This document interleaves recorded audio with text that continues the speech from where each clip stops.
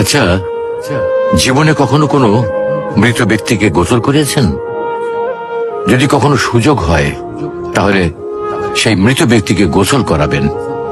তখন খুব কাছ থেকে দেখবেন মৃত মানুষের দেহটা কতটা অসহায় লাগে, মৃত্যুর পরে মানুষের দেহ কতটা ভয়ের কারণ হয়ে দাঁড়ায়। সুযোগ পেলে রাতে লাশটা পাহারা দেবেন, তখন বুঝতে পারবেন প্রিয় মানুষটার লাশ রাতের বেলায় আপনার কাছে কতটা অদ্ভুত লাগে, কতটা ভয়ের কারণ হয়ে ওঠে, কতটা আতঙ্কের কারণ হয়ে যায়। সুযোগ পেলে মৃত ব্যক্তির শরীরে একটু হাত লাগিয়ে কিছুক্ষণ তার স্পর্শ নেবেন। আপনি তখন উপলব্ধির সুযোগ পাবেন এই পৃথিবীতে বিশাল প্রভাব প্রতিপত্তি মৃত্যুর পরে কতটা নির্যাতনের রূপ নেয়। সুযোগ পেলে আপনজনদের লাশ কবরে নামাবেন খুব আগ্রহ নিয়ে।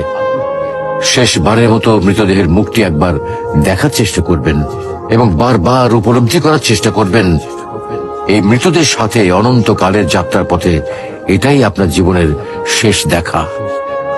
সুযোগ পেলে মাঝে মধ্যে কবরস্থানে গিয়ে নীরবে কিছুক্ষণ দাঁড়াবেন। এরপর মনে মনে চিন্তা করবেন জীবনের লাভ ক্ষতির হিসাব। এই মৃত মানুষগুলো এই পৃথিবীতে কি করে গেছেন, কাদের রেখে গেছেন। যাদের রেখে গেছেন তারা কি কখনো এই মৃত মানুষগুলোকে স্মরণ করার জন্য কবরস্থানের আশেপাশে একটি বারের জনকে দেখতে আসে? আমাদের জীবনটা বড় অদ্ভুত, বৈচিত্র্যময়। আমরা এর জন্য ওর জন্য, ধন সম্পদের জন্য, ঐশ্বর্যের জন্য, বাড়ি গাড়ি টাকা পয়সার জন্য কত মায়া দেখাই, আগ্রহ দেখাই, আরো চাই আরো চাই আমাদের। অথচ এই জীবনে আমরা মৃত্যুর কথা না ভেবে, পরকালের জবাবদিহির কথা না ভেবে কিভাবে আরো সম্পদ অর্জন করতে পারি সেই চিন্তায় বিভোর থাকি। হায় রে জীবন, এখনো সময় আছে, ফিরে আসুন মহান রবের দিকে।